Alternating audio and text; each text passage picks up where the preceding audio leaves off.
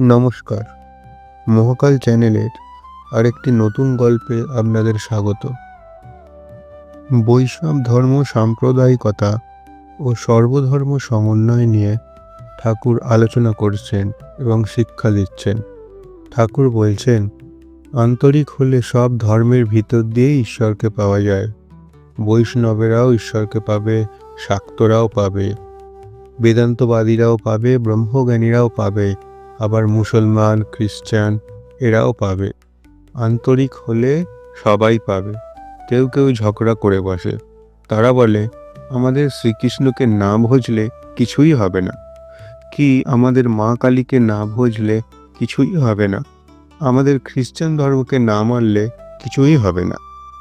এসব বুদ্ধির নাম মতুয়ার বুদ্ধি, অর্থাৎ আমার ধর্ম ঠিক আর সকলের মিথ্যা। এ বুদ্ধি খারাপ। ঈশ্বরের কাছে নানা পথ দিয়ে পৌঁছানো যায়। মতুয়া বুদ্ধির অর্থ কোনো একটি মতের দাসত্ব করা। আবার কেউ কেউ বলে ঈশ্বর সাকার, তিনি নিরাকার নন। এই বলে আবার ঝগড়া। যে বৈষ্ণব সে বেদান্তবাদীর সঙ্গে ঝগড়া করে বসে।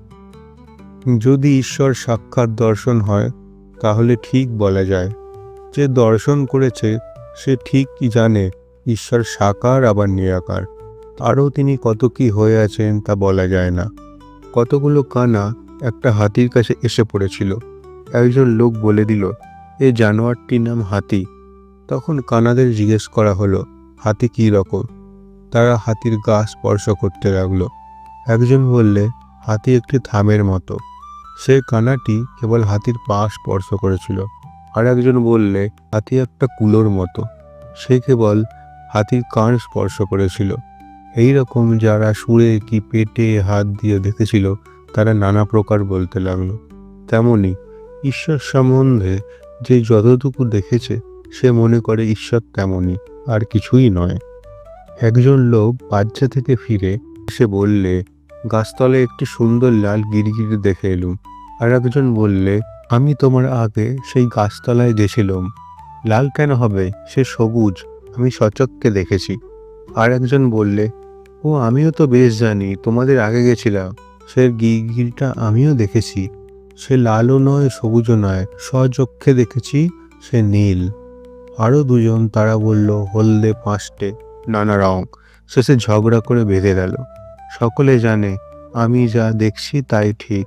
তাদের ঝগড়া দেখে একজন লোক বললে, ব্যাপার কি?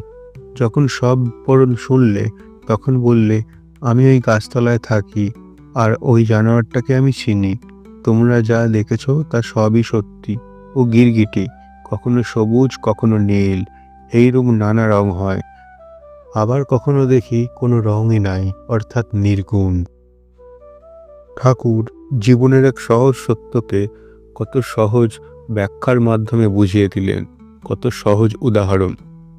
আপনারা যদি এরকম আরও অনেক ভিডিও দেখতে চান বা শুনতে চান, অবশ্যই সাবস্ক্রাইব করে পাশে থাকবেন, লাইক করবেন, কমেন্ট করে জানাবেন কেমন লাগলো। ধন্যবাদ।